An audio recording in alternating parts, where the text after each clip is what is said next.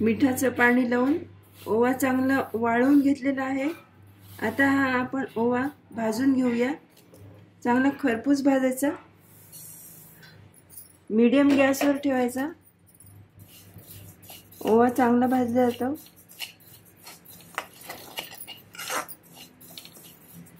भाजून झाल्यावर ओवा थोडासा तडतड भाजायला लागेल। हा ओवा चांगला खरपूस भाजून झालेला आहे। आपण जर ओव्याचे दाणे खाऊन पाहिले तर आपल्याला चांगले खुसखुशीत लागतात। मीडियम गॅसवर भाजायचा आहे। हा आपण एका बाउल मध्ये काढून घेऊया।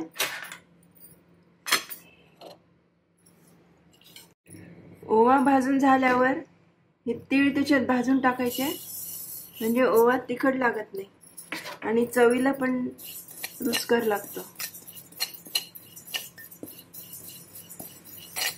साधारण 2-3 मिनिटात हे तीळ भाजून होतं। तडतड भाजले की मग त्या ओव्यामध्ये टाकून द्यायचे। तीळ साधारण भाजून झालेले आहेत। आता आपण हे भाजलेल्या ओव्यामध्ये मिक्स करूया।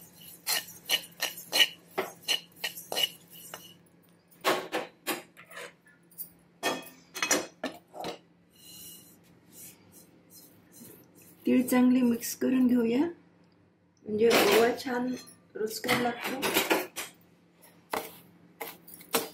असा भाजलेला ओवा पुष्कळ दिवस राहतो, 5-6 महिने, वर्षभर। चांगला पॅक करून ठेवून द्यायचा, म्हणजे पावसाळ्यात सुद्धा तो ओलसर होत नाही। असा हा खारवलेला ओवा तयार झालेला आहे। तुम्ही पण घरी करून पहा, तुम्हाला पण आवडेल। माझ्या चॅनलला लाईक करा, शेअर करा, सबस्क्राईब करा। धन्यवाद।